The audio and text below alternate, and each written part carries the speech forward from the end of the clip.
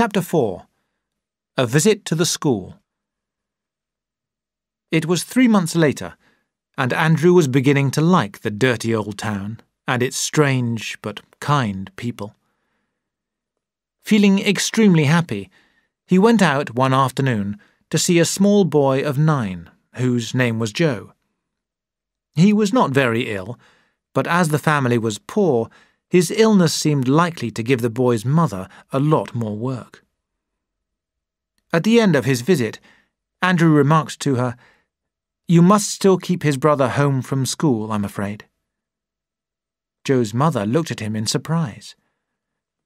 "But Miss Barlow said that I needn't keep him at home." Although he was sympathetic, Andrew felt annoyed. "Oh, and who is Miss Barlow?"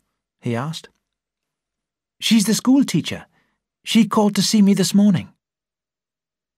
Andrew did not reply. But on leaving the house, he walked straight to the school to see this teacher. When he entered the classroom, all the children were sitting at their desks. Miss Barlow was facing away from him and did not notice him at first. Then, suddenly, she turned round. She was so different from most school teachers he had met that Andrew paused uncertainly. "Are you Miss Barlow?" he asked awkwardly. "Yes."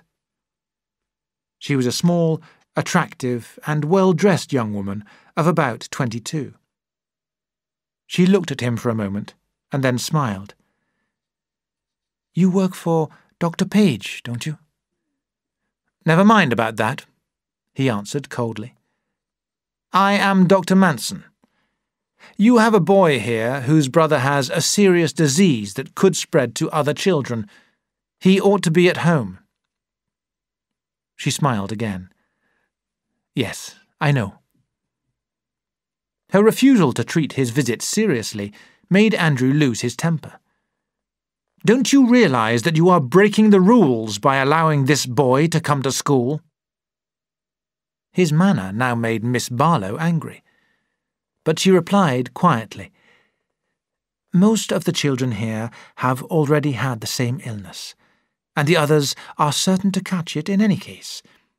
And if he didn't come to school, he would miss his free milk, which is doing him such a lot of good."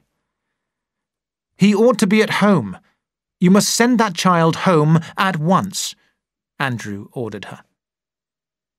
Her eyes showed her anger now.